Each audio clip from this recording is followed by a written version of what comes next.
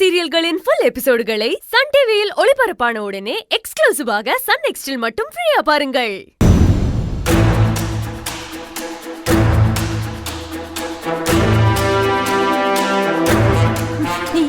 நில்லுங்க நில்லுங்க நில்லுங்க. என்ன நீலவேணி, உனக்கு என்ன வேணும்? கேட்டதும் அப்படியே கொடுத்துடுற மாதிரி தான் பேசுறீங்க. ஆனா நீங்க சொன்னது எதுவுமே செய்யலையே. நீலவேணி, நான் இப்போ ஒரு முக்கியமான வேலையா போயிட்டு இருக்கேன். எதுவா இருந்தாலும் சுத்தி வளைக்காம அப்படியே சொல்லு. இல்ல, ஏற்கனவே என் பொண்ணு கல்யாணத்தை நிறுத்துறேன்னு நீங்க சொன்னீங்க. ஆனா நிறுத்த முடியலையே. அதனால நீங்க எனக்கு இந்த உதவியாவது பண்ணியே ஆகணும். அருவிக்கு தாலி பிரிச்சு கோக்குற ஃபங்க்ஷனை வச்சிருக்காங்க. அதனாலதான் புகழும் அருவியும் வந்து உங்க அண்ணனை கூப்பிட்டுட்டு போறாங்க. நீங்களும் பாத்திருப்பீங்கன்னு நினைக்கிறேன். இப்ப அதுக்கு என்ன நீலவேணி?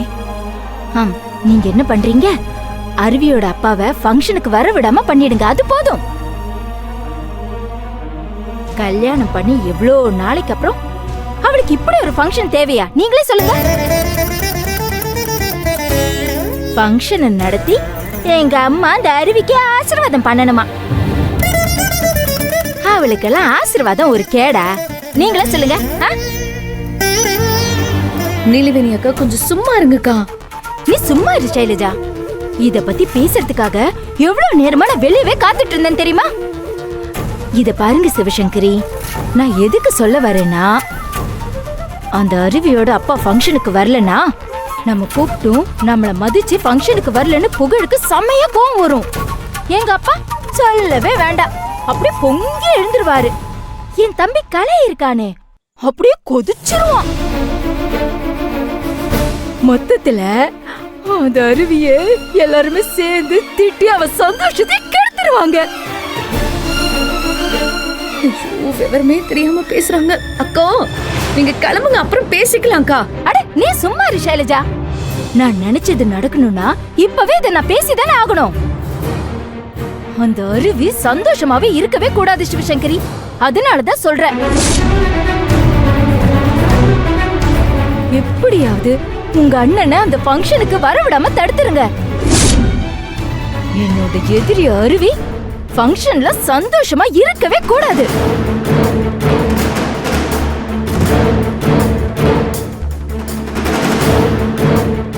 என்னங்க, நான் சொன்னதை கேட்டு நீங்க சந்தோஷப்படுவீங்கன்னு பார்த்தா அப்படியே படத்துல எல்லாம் பாக்குற மாதிரி பத்ரகாளி மாதிரி ரியாக்ஷன் கொடுக்குறீங்க. என்ன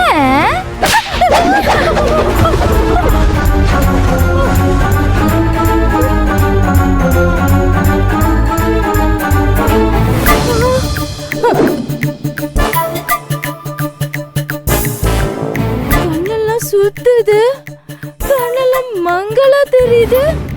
ஏங்க, இப்ப எதுக்காக என்ன அடிச்சீங்க? ஏண்டி, யார பார்த்து அனாதான சொல்ற? யார் சந்தோஷத்தை கெடுக்க பாக்குற? அதுவும் என்கிட்டே வந்து அருவியோட ஃபங்க்ஷனை தடுக்கணும்னு சொல்றேனா? உனக்கு எவ்வளவு தைரியம் இருக்கணும்? அருவி யார் தெரியுமாடி? அருவி ஏன் பொண்ணுடி, ஏன் பொண்ணு.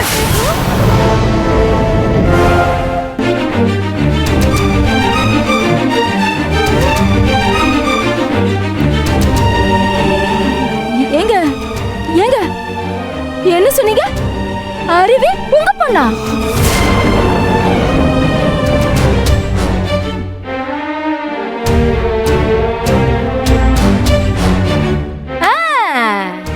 எனக்கு புரிஞ்சு போச்சு. அருவி உங்க அண்ணனோட வளர்ப்பு பொண்ணு.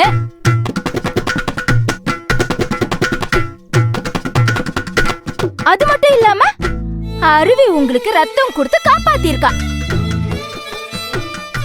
அதனால அவளை உங்க மக மாதிரி நினைக்கிறீங்க, அப்படிதானே? அக்கா, நீங்க அதி புத்திசாலிக்கா. அதனாலதான் நீங்க சரியா புரிஞ்சுக்கிட்டீங்க. இங்க பாரு நீலவேணி, இன்னொரு தடவை அருவி அப்படி பண்ணணும் இப்படி பண்ணணும்னு கேட்டு என் வீட்டு பக்கம் வந்த உன்னை கொன்னு புதைச்சிருவேன்.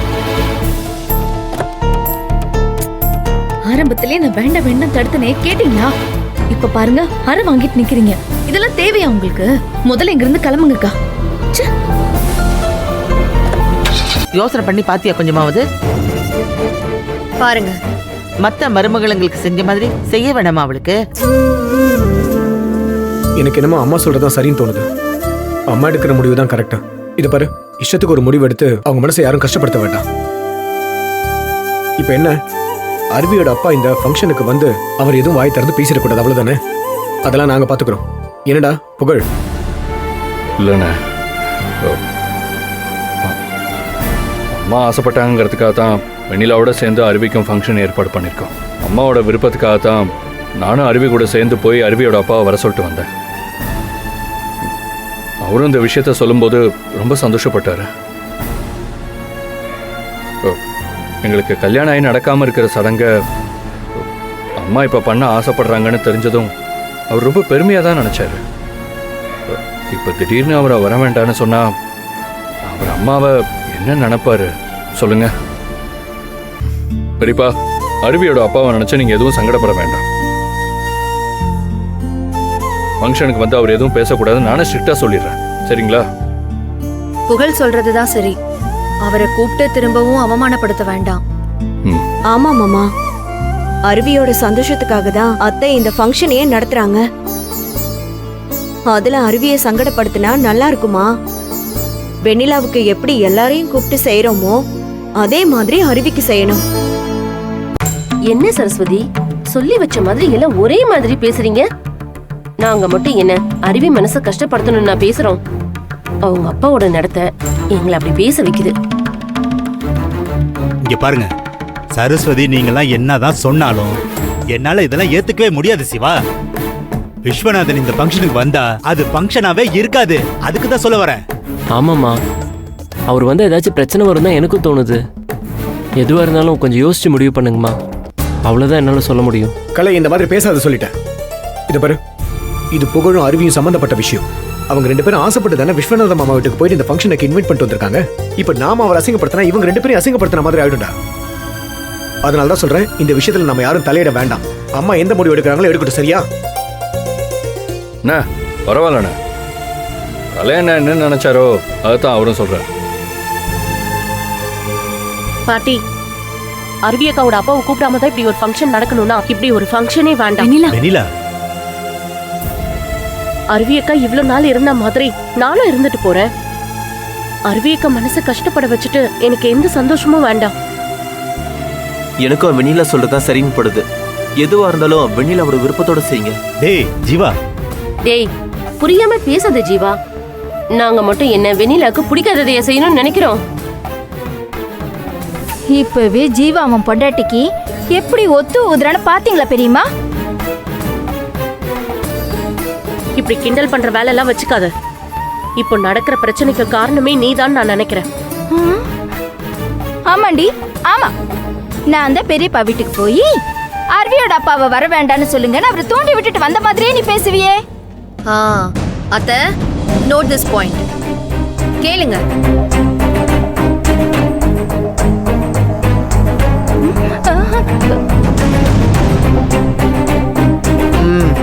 நீ எப்போ எப்படி முடிப்பேன்னு எனக்கு தெரியும்டி.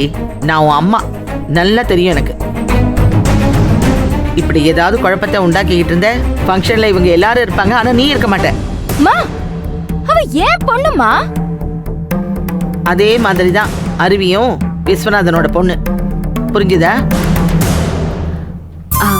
அத்தை, என்ன சொல்றேன் தப்பா நினைச்சுக்காதீங்க. நீங்க என் மேல வச்சிருக்கிற பாசத்தினாலதான் எனக்கு தாலி பிடிச்சு கோக்குற ஃபங்க்ஷன் நடக்கணும்னு ஆசைப்பட்டீங்க. ஆனா எங்க அப்பா வர்றது இங்க யாருக்கும் பிடிக்கல. அதனால அவர் வரமாட்டாரு. என்ன பேசுற? என்னை பொறுத்த வரைக்கும் வெண்ணிலாவோட சந்தோஷம் தான் எனக்கு முக்கியம். அவ ஃபங்க்ஷன் நல்ல விதமா நடக்கணும். அதனால நானே அப்பாவை வர வேண்டாம்னு சொல்லிடுறேன். பாத்தீங்களா, நாங்க எதுக்காக சொல்றோம்னு அருவியே புரிஞ்சுக்கிட்டா. அப்புறம் என்ன, அருவிகிட்ட சொல்லி அனுப்புனா அவளே போய் அந்தால வர வேணான்னு சொல்லிட போறா. சாரி, என்ன மன்னிச்சிருங்க. அருவி பெருந்தன்மையோட பேசுறா. அதுக்காக நான் அருவியை விட்டு கொடுக்க முடியாது. அருவிக்கு இப்படி ஒரு ஃபங்க்ஷனை நடத்தி பார்க்கணும்னு நான் தான் ஆசைப்பட்டேன். ஏன்னா வெண்ணிலா மாதிரி தான் அருவியோட சந்தோஷமும் எனக்கு ரொம்ப முக்கியம். அதனால இந்த ஃபங்க்ஷன் நடக்கணும், அருவி அப்பாவை வர வேண்டாம்னு சொல்றதுக்கு என்னால முடியாது. தயவு செஞ்சு 2 பேரும் என்ன தப்பா நினைக்காதீங்க. நான் எடுத்த முடிவை என்னால மாத்திக்க முடியாது. ஆனா ஒரு விஷயத்துக்கு உங்களுக்கு உத்தரவாதம் தரேன். சரஸ்வதி, அருவி அப்பாவால அந்த ஃபங்க்ஷன்ல எந்த பிரச்சனையும் உங்களுக்கு வராது. இதுக்கு மேல இத பேசி பெருசுப்படுத்தாதீங்க. சரஸ்வதி, நான் சொல்றேன். செண்பகம், விடு. இதுக்கு மேல சரஸ்வதியை வற்புறுத்த வேணாம். சரஸ்வதி இஷ்டப்படியே இந்த ஃபங்க்ஷன் நல்லபடியா நடக்கட்டும்.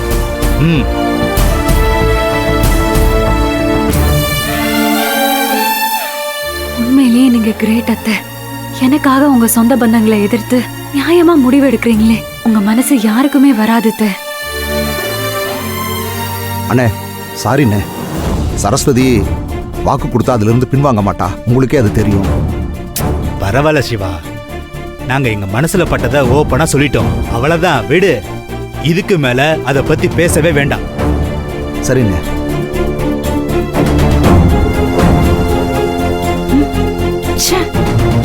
நான் நினைச்சது எப்படியாவது இதுங்க நடத்திடுங்கன்னு நினைச்சா இதுங்க அப்படி பம்மிடுச்சுங்களே.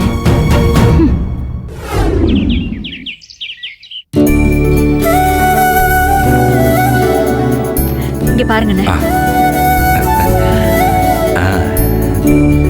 அண்ணே, இதுதான் நான் அருவிக்காக எடுத்த புடவை. நம்ம கடையில இருக்கிற புடவையிலேயே ரொம்ப காஸ்ட்லியான புடவை இது மட்டும் தானே. எப்படின்னு இருக்கு? அருவிக்கு இது நல்லா இருக்கும்ல? அருவிக்கு ரொம்ப நல்லா இருக்குமா? சரிம்மா, அருவிக்கு மட்டும் புடவை எடுத்துட்டு வந்திருக்கியே, உன் மருமகனுக்கு ட்ரெஸ் எடுக்க வேண்டாமா? ஒருத்தருக்கு எடுத்துட்டு இன்னொருத்தருக்கு எடுக்கலனா எப்படிமா?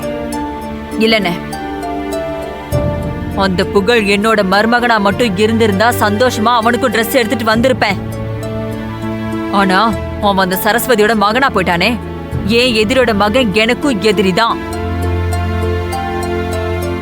அவனுக்கு போய் நான் எப்படி ட்ரெஸ் எடுக்க முடியும்? சங்கரி, முன்னாடி வேணா நீ புகழ உன் எதிரியா நினைச்சிருந்திருக்கலாம். ஆனா இப்பவும் நீ அப்படியே நினைச்சினா எப்படிமா? எப்போ அருவி உன்னோட பொண்ணுன்னு உனக்கு தெரிஞ்சதோ அப்பவே நீ அந்த எண்ணத்தை மாத்திக்கிட்டு இருக்கணுமே. என்னதான் இருந்தாலும் புகழ் அருவியோட புருஷன் தானே, உன்னோட மருமகன். அருவி அவரை விருப்பப்பட்டு தான் கல்யாணம் பண்ணியிருக்கா. அதனால புகழுக்கு நீ கொடுக்க வேண்டிய மரியாதையை கண்டிப்பா கொடுத்துதான் ஆகணும். இல்லண்ணே, என்னால அதெல்லாம் முடியாது. எனக்கு அந்த சரஸ்வதி செஞ்ச கொடுமைய என்னால இப்ப வரைக்கும் மறக்கவே முடியலண்ணே. இங்க பாருங்கண்ணே, என்னைக்குமே புகழ என்னோட மருமகனா என்னால பார்க்கவே முடியாது. என்ன சும்மா கட்டாயப்படுத்தாதீங்க. நீ சொல்றது எனக்கு ரொம்ப வேடிக்கையா இருக்கு சங்கரி. உன் மக மட்டும் உனக்கு வேணும், ஆனா மருமக வேணாம், அப்படித்தானே? உன் பொண்ணு அவ புருஷனோட சந்தோஷமா வாழறது உனக்கு பிடிக்கலையா சிவசங்கரி? என்னண்ணே சொல்றீங்க? ஏன் பொண்ணு சந்தோஷமா வாழறது பிடிக்காமலையா நான் அவளுக்கு ஆசீர்வாதம் பண்ணணும்னு புடவை எடுத்துட்டு வந்திருக்கேன்? பின்ன என்னம்மா, உன் பொண்ணு சந்தோஷமா வாழணும்னா அவ புருஷன் நல்லா இருக்க வேண்டாமா? அவ புருஷனை வேண்டான்னு வெறுத்துட்டு உன் பொண்ணை மட்டும் ஆசீர்வாதம் பண்ணினா அவ வாழ்க்கை எப்படிமா நல்லா இருக்கும் சொல்லு? இதை நான் எப்படி எடுத்துக்கிறது? அண்ணே, நீங்க கேக்குற இந்த கேள்விக்கு என்கிட்ட பதில் இல்லண்ணே. என்னை எதுக்கு மேலையும் கேள்வி கேட்டு என்னோட வேதனையை அதிகப்படுத்தாதீங்க. நான் என் பொண்ணுக்கு ஆசீர்வாதம் பண்ண போறேங்கிற சந்தோஷத்துல மட்டும் இருக்கேன். என்னை சும்மா குழப்பணும்னு நினைக்காதீங்க. தயவு செஞ்சு என்ன இந்த சந்தோஷத்தோடயே இருக்க விடுங்க. இந்த புடவையை நீங்க கொடுத்த மாதிரி சொல்லி ஏன் பொண்ணுக்கு கொடுத்து அவளை கட்டிட்டு வர சொல்லுங்க, எனக்கு அது போதும். மொத்த எவனையும், முக்கியமா அவனை பத்தியெல்லாம் எனக்கு கவலையே இல்ல. சரிம்மா, உன்னுடைய பிடிவாதத்தை உன்னால மாத்திக்க முடியாதுன்னு சொல்ற. சரி, பரவாயில்ல, விடு. ஆனா இன்னி வரைக்கும் அருவியை என் சொந்த பொண்ணு மாதிரி தான் நினைச்சிட்டு இருக்கேன். அதனால என் மாப்பிள்ளைக்கு ட்ரெஸ் நான் எடுத்துக்கிறேன். இந்தா புடி. அண்ணே, பாத்தியா சைலஜா, அன்னைக்கு ஒரு நாள் என் பொண்ணுக்கு ஆசீர்வாதம் பண்ணணும்னு நான் நினைக்கிறேன். அது போய் எங்க அண்ணனுக்கு பொறுக்கல. அதனாலதான் இப்படி எல்லாம் பேசிட்டு போறாரு. அம்மா, நான் சொல்றேன்னு தப்பா நினைச்சுக்காதீங்கம்மா. அவரு உங்களுக்காக தான் அருவியையும் புகழையும் வெளியில கூட்டிட்டு வந்து உங்களை ஆசீர்வாதம் பண்ண வைக்கிறேன்னு சொல்லிருக்காரு. அவரை போய் எப்படிலாம் சொல்லாதீங்கம்மா. எப்படியோ உங்க பொண்ணுக்கு ஆசீர்வாதம் பண்ணணும்னு முடிவு பண்ணிட்டீங்க. அது இருக்கட்டுமா, இதை முடிச்சுட்டு அதுக்கப்புறமா மஞ்சள் குங்குமத்துடன் தீர்க்க சுமங்கலியாக இருக்க வேண்டும். ஆத்தாடே எங்கள் அபிராமவள்ளியே, அண்டமெல்லாம் பூத்தாடே, மாதுளம் பூ நிறைந்தாடே, புவியடங்க காத்தாடே, அங்குசம் பாசாங்குஷமும் மங்கையும் சேர்த்தாடே, முக்கணி வைத்து கை தொழுவார்க்கு நீங்கேதுமில்லையே, தீர்க்க சுமங்கலியாய் இருப்பவளாக இருக்க வேண்டும். புத்தகத்தை வாங்கி ஆசீர்வாதம் பண்ணுங்க. எல்லா வளங்களும் நலங்களும் பெற்று இன்புற்று வாழ்க வாழ்கவே. இந்தாங்கம்மா, இந்த மாங்கல்யத்தை கட்டிட்டு அந்த மாங்கல்யத்தை கட்டிடுங்கம்மா. இதை புடிங்க.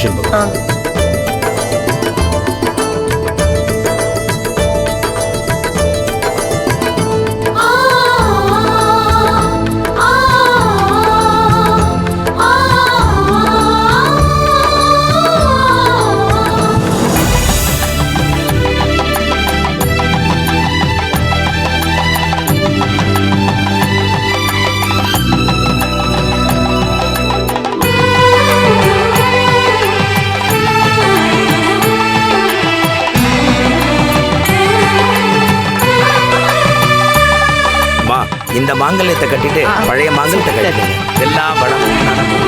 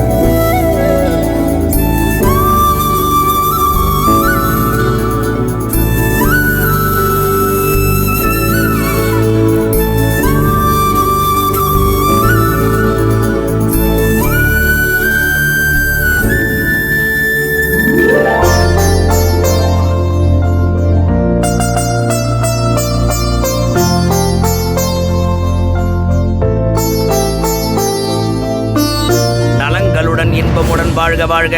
சரஸ்வதி அம்மா, இந்த மாங்கல்யத்தட்டுல இருக்க மாங்கல்யத்தை வீட்டு சுமங்கலிக்கு தரணும். இந்தாங்கம்மா. எல்லாரும் ரெடியா இருக்காங்க. நாங்க அக்கம் பக்கத்துல போய் அவங்கவுங்க வீட்லயே கொண்டு போய் கொடுத்துடலான்னு இருக்கோம். நல்லதுமா. நோயற்ற வாழ்வே, குறைவற்ற செல்வமாக வாழ்க வாழ்கவே. எல்லா வளங்களுடன் வாழ்க வாழ்கவே. தம்பதிங்களா எழுந்து பெரியவங்க கிட்ட ஆசீர்வாதம் வாங்கிக்கோங்க.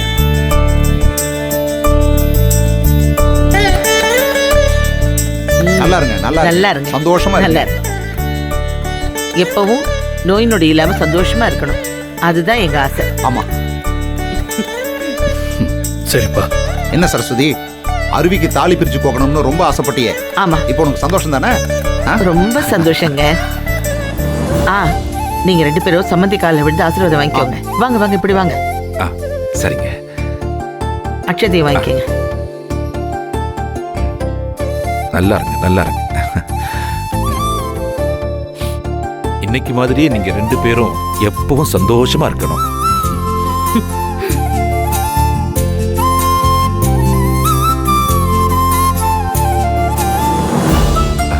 என்னைக்கோ செய்யாம விட்ட இந்த குறைய மனசுல வச்சுக்கிட்டு இன்னைக்கு செஞ்சிட்டீங்க. உண்மையிலேயே உங்களுக்கு ரொம்ப பெரிய மனசு சம்மந்தியம்மா. நீங்க என் பொண்ணுக்கு மாமியாரா மட்டும் இல்ல, அவளுக்கு அம்மாவாவும் இருந்து இதை நடத்தியிருக்கீங்க. என் பொண்ணுக்கு ஆதரவா இருக்கிற நீங்க என்னைக்கும் நல்லா இருக்கணும். ஆமா, இவர் பெரிய விஸ்வாமித்திரரு. அப்படியே இவர் எல்லாரையும் வாழ்த்திட்டாலும். ஹலோ அண்ணி, என்னங்க வேடிக்கை பார்த்துட்டு இருக்கீங்க? உங்க பொண்ணையும் மருமகனையும் வாழ்த்த வேண்டாமா? பின்ன ஏன் பொண்ண நான் வாழ்த்தாம வேற யார் வாழ்த்துவாங்களாம்? வாங்க, வந்து ஆசீர்வாதம் வாங்கிக்கோங்க. ஜீவா, 2 பேரும் காலில் விழுந்து ஆசீர்வாதம் வாங்கிக்கோங்க. சரிங்க பாட்டி. ஜீவா வாப்பா, ஆசீர்வாதம் பண்ணுங்க. நல்லா இருங்க, நல்லா இருங்க, எழுந்துருங்க. நீங்க 1000 வருஷத்துக்கு இப்படியே ஒத்துமையா இருங்க. அப்படி போடு. அண்ணி, 1000 வருஷம் மட்டும் போதுமா? இன்னொரு 1000 வருஷத்தை சொல்லி வாழ்த்த வேண்டியதானே? காசா பணமா? வாங்கக்கா. லட்சுமி அத்தை. லட்சுமி எல்லாம் கொடுத்தாச்சுல? ஜீவா உன் அப்பா அம்மா காலை விழுந்து ஆசீர்வாதம் வாங்கிக்கங்க. ஆசீர்வாதம் பண்ணுங்க. நல்லா இருங்கப்பா, நல்லா இருங்க. இங்க பாரு அருவி, நீ உன் அப்பாவை பொறுமையா அப்புறம் போய் பார்க்கலாம். முதல்ல பால் பழம்லாம் சாப்பிட்டுட்டு அப்புறம் ட்ரெஸ் எல்லாம் மாத்திக்கிட்டு பொறுமையா போய் என்ன ஏதுன்னு அப்புறமா போய் விசாரி. லட்சுமி கூட்டிட்டு போமா போ. அருவி வா. வாங்க தம்பி.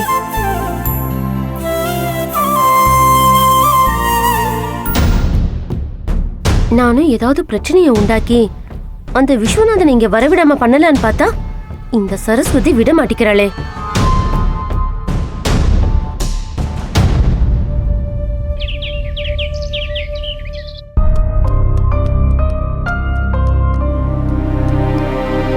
அண்ணே இந்தாங்க. என்ன சங்கரி இது? பால் பாயசம் செஞ்சு வச்சிருக்க? ஆமாண்ணே, இன்னைக்கு நான் ரொம்ப சந்தோஷமா இருக்கேன். அதான் பால் பாயசம் நானே பண்ணிருக்கேன், சாப்பிடுங்க. ஓ புரியுது புரியுது. நீ நினைச்ச மாதிரியே உன் பொண்ண மாலையும் கழுத்துமா பாத்துட்ட. அந்த சந்தோஷம் தானே இதுக்கெல்லாம் காரணம். ஆமாண்ணே, நான் என் பொண்ணு கல்யாணத்தை இருந்து நடத்த முடியல. ஆனா அவ மாலை மாத்துறத நேர்ல பார்த்து நான் ஆசீர்வாதம் பண்ணிட்டேன். எனக்கு ரொம்ப சந்தோஷமா இருக்குண்ணே. இதெல்லாம் நடக்கும்னு நான் கனவுல கூட நினைச்சு பார்க்கலண்ணே.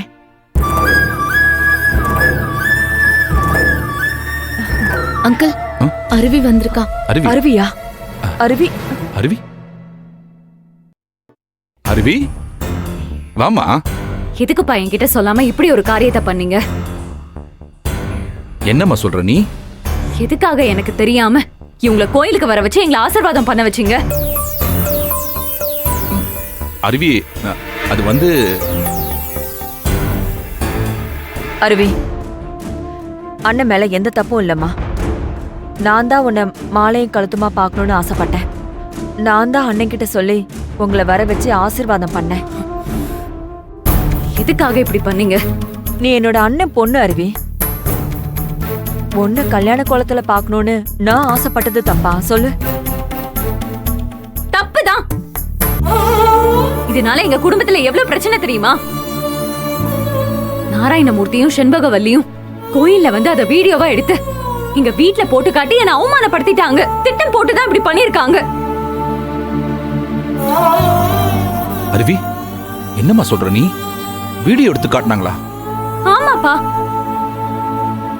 நீங்க இப்படி எல்லாம் பண்ணுவீங்க நான் எதிர்பார்க்கவே இல்ல. புகழும் அவருக்கு தெரியாம நீங்க இப்படி பண்ணிட்டீங்கன்னு பயங்கர கோவத்துல இருக்காரு. இவங்க தான் கேட்டாங்கன்னா நீங்களா அதை யோசிக்க கூடாதா? இதனால பிரச்சனை வரும்னு உங்களுக்கு தெரியாதா? நீங்க தான் இப்படி பண்ணீங்களான்னு எனக்கு ஆச்சரியமா இருக்குப்பா. அருவி அருவி, அவரை எதுவும் சொல்லாத அருவி. எனக்கு குழந்தை இல்ல. நான் ஒரு தனி மரமா வாழ்ந்துட்டு இருக்கேன். அதனால எங்க அண்ணன் வளர்த்த பொண்ணு உன்னை ஏன் பொண்ணா நான் நினைக்க ஆரம்பிச்சிட்டேமா. உனக்கு தாலி பிரிக்கிற ஃபங்க்ஷன் நடக்குதுன்னு கேள்விப்பட்டதும் நான் தான் உன்னை மனக்கோலத்துல பார்க்கணும்னு ஆசைப்பட்டேன். உனக்கே தெரியும், என்னால உங்க வீட்டுக்கு கௌரவமான முறையில வரவே முடியாது. என் ஆசைய உன்கிட்ட சொன்னா நீ நிச்சயமா ஏத்துக்க மாட்ட. அதனாலதான் அண்ணனை வற்புறுத்தி உன்னை கூட்டிட்டு வர சொன்னேன். அண்ணன் மேல எந்த தப்புமே இல்ல அருவே. எல்லா தப்புமே என்னோடதுதான். ஆனா ஒன்னே ஒன்னு கேட்டுக்கட்டுமா? நீ ஏன் என்னோட தாய் பாசத்தை புரிஞ்சுக்கவே மாட்டேங்கிற? இத பாருங்க, என்னைக்குமே நீங்க என்னோட தாயா ஆக முடியாது. எங்க அப்பா வேணா உங்களுக்கு அண்ணனா இருக்கலாம், ஆனா நீங்க எனக்கு உறவாக முடியாது. நீங்க எங்க குடும்பத்துக்கு எவ்வளவு கெடுதல் பண்ணிருக்கீங்க. நான் அதை எல்லாத்தையும் மறந்துட்டு இங்க வரேன்னா நீங்க செய்யாத குற்றத்துக்காக எங்க அத்தையால தண்டனையை அனுபவிச்சிருக்கீங்கிற உண்மையை நான் தெரிஞ்சுக்கிட்டேன். அதே மாதிரி அந்த நாராயணமூர்த்தி கொலை பண்ணிட்டு எல்லாரையும் ஏமாத்திட்டு சுதந்திரமா இருக்கான்றதையும் தெரிஞ்சுக்கிட்டேன். ஒரு குற்றவாளி தப்பிக்கிறதையும் என்னால ஏத்துக்க முடியாது. ஒரு நிரபராதி தண்டனையை அனுபவிச்சதையும் என்னால ஏத்துக்க முடியாது. அந்த நாராயணமூர்த்தி தான் கொலைகாரன்னு என் வீட்டுல நான் நிரூபிச்சு உங்களுக்கும் எங்க குடும்பத்துக்கும் இருக்கிற பகைய ஒரு முடிவுக்கு கொண்டு வரணும் தான் முயற்சி எடுத்துட்டு இருக்கேன். அந்த முயற்சி மட்டும் நல்லபடியா முடிஞ்சிட்டா அதுக்கப்புறம் உங்களுக்கும் எனக்கும் எந்த தொடர்பும் இல்லாம போயிடும்.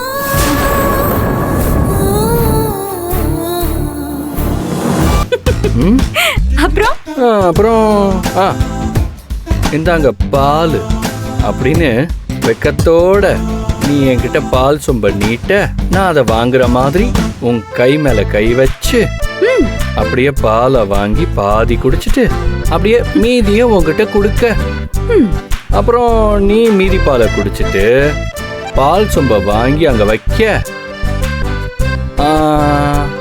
அப்படியே உன் தோள் மேல கை வச்சு அப்படியே உன்னை இழுத்து அப்படியே கட்டில் மேல உட்கார வச்சு இடி மூடி யோசித்தால் அங்கேயும் வந்தாய் முன்னே முன்னே, தனியாக பேசிடும் சந்தோஷம் தந்தாய் பெண்ணே பெண்ணே, அடியது போல் மழைக்காலம் என் வாழ்வில் வருமா, மழைக்கிளியே மழைக்கிளியே உன் கண்ணை கண்டேனே, விழி வழியே விழி வழியே நான் என்னை கண்டேனே செந்தேனே.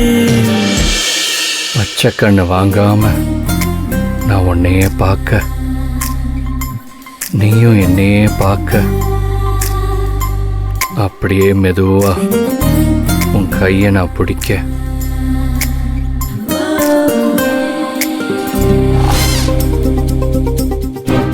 நீ அப்படியே மயங்க.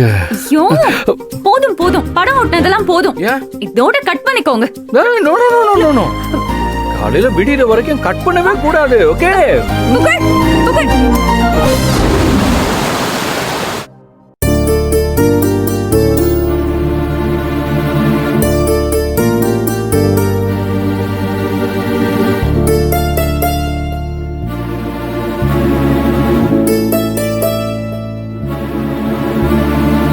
அருவிக்கா எதுக்கு தனியா உட்கார்ந்துட்டு இருக்கீங்க? என்ன அருவி, இன்னும் ஜீவா அப்பா அம்மா காட்டின வீடியோ பத்தியே யோசிச்சுட்டு இருக்கியா? விடு அருவி, உங்க அப்பாவும் சிவசங்கரியும் சேர்ந்து பண்ண விஷயத்துக்கு நீ எப்படி பொறுப்பாக முடியும்?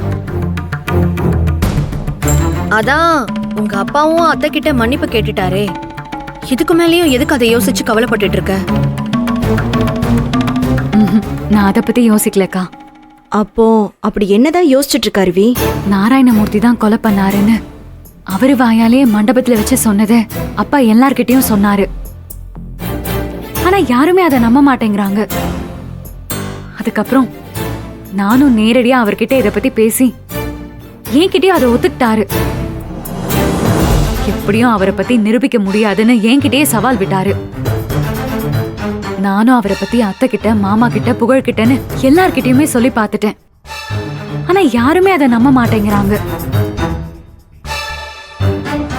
எப்படி நம்புவாங்க? சிவசங்கரி பத்தி தான் எல்லாருக்குமே தெரியுமே. அவ நம்ம குடும்பத்துக்கு எதிரா எவ்வளவு வேலை செஞ்சிருக்கா. அப்படி இருக்கும்போது அவ கொலைகாரி இல்ல நல்லவன்னு சொன்னா யாரு நம்புவாங்க சொல்லு? ஆமா அருவி, நீ சொல்றது உண்மையாவே இருந்தாலும் அதை யாரும் ஏத்துக்கலையே. அருவியக்கா, நம்ம குடும்பத்துக்கு வந்த எத்தனையோ ஆபத்தெல்லாம் தைரியமா நின்னு போராடி சால்வ் பண்ணிருக்கீங்க. அதே மாதிரி இந்த பிரச்சனையில நீங்க புத்திசாலித்தனமா இருந்தாகணும். நீங்க சிவசங்கரி கொலைகாரங்க இல்லைன்னு ஆதாரத்தோட ப்ரூவ் பண்ணாதான் எல்லாரும் நம்புவாங்க. அதே மாதிரி ஜீவா அப்பா தான் இந்த கொலையை செஞ்சாருன்னு நீங்க தான் நிரூபிக்கணும். அப்பதான் எல்லாரும் நீங்க சொல்றத நம்புவாங்க.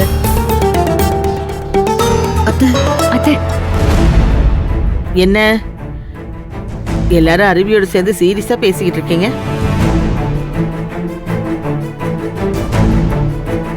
என்ன அருவி, நான் வந்ததும் எல்லாரும் அப்படியே சைலண்ட் ஆயிட்டீங்க? ஓ, எனக்கு தெரியக்கூடாத அளவுக்கு ஏதாவது பேசிட்டு இருந்தீங்களோ? ஐயோ இல்ல, இது நீங்க தெரிஞ்சுக்க கூடாதுன்னு இல்ல, நீங்க அவசியம் தெரிஞ்சுக்க வேண்டியதுதான். இத பத்தி நான் ஏற்கனவே உங்ககிட்ட பேசியிருக்கேன். நீங்களும் நான் சொன்னதை கேட்டு என் அப்பாவை சந்திச்சு பேச கிளம்புனீங்க. ஆனா அதுக்குள்ள நாராயணமூர்த்தி மாமாவும் செண்பகவல்லி அத்தையும் வந்து காரியத்தையே கெடுத்துட்டாங்க. அத பத்தி தான் பேசிக்கிட்டு இருந்தீங்களோ? ஆமா அத்தை, சிவசங்கரி கொலைகாரி இல்லனா நாராயணமூர்த்தி மாமா தான் கொலை பண்ணதாவும் அருவி உறுதியா நம்புறா, அதான் பேசிட்டு இருக்கோம். இத பாருங்கம்மா, அருவி காரணம் இல்லாம எதையும் சொல்ல மாட்டாங்கிற நம்பிக்கை எனக்கு இருக்கு. ஆனாலும் இந்த விஷயத்துல அருவி சொல்றது என்னால ஏத்துக்க முடியல.